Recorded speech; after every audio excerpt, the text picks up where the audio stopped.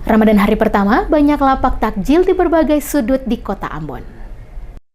Hari pertama Ramadan 1446 Hijriah membawa berkah bagi para pedagang takjil di kota Ambon. Sejumlah titik penjualan makanan berbuka puasa dipadati warga yang berburu hidangan untuk berbuka, salah satunya di kawasan Simpang Masjid Raya Al-Fatah, Kecamatan Sirimau. Selain di sekitar Masjid Raya Al-Fatah, lapak-lapak takjil juga berjajar di Batu Merah, sepanjang Jalan Jenderal Sudirman, serta di kawasan Maluku City Mall, Kebun Cengkeh, Stein, Waiheru, dan Wayame. Keramaian ini menyebabkan peningkatan volume kendaraan dan aktivitas warga, mengakibatkan kemacetan di beberapa titik. Pantauan DMS Media Group, para pedagang mulai menjejakkan dagangannya sejak pukul 15 waktu Indonesia Timur, namun puncak keramaian terjadi antara pukul 16 hingga 18 waktu Indonesia Timur.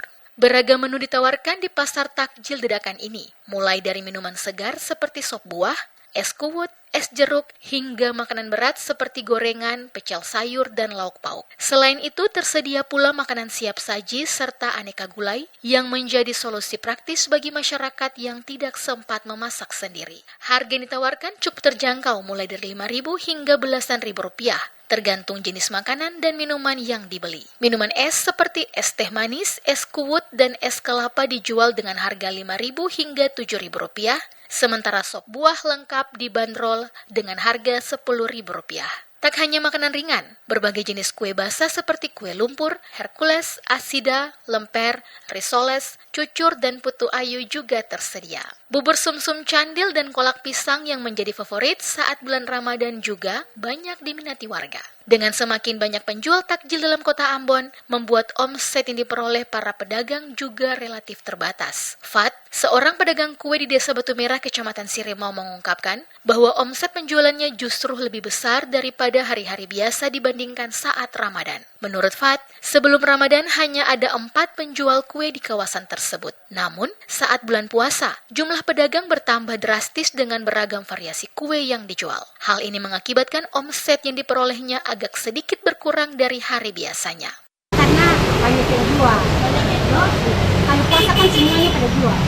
Kalau bulan hari-harian cuma 4 orang aja. Jadi hasilnya keuntungannya lebih besar daripada puasa Ramadan. Bulan Ramadan ini mula aja 4 hari paling. Akhirnya enggak laku.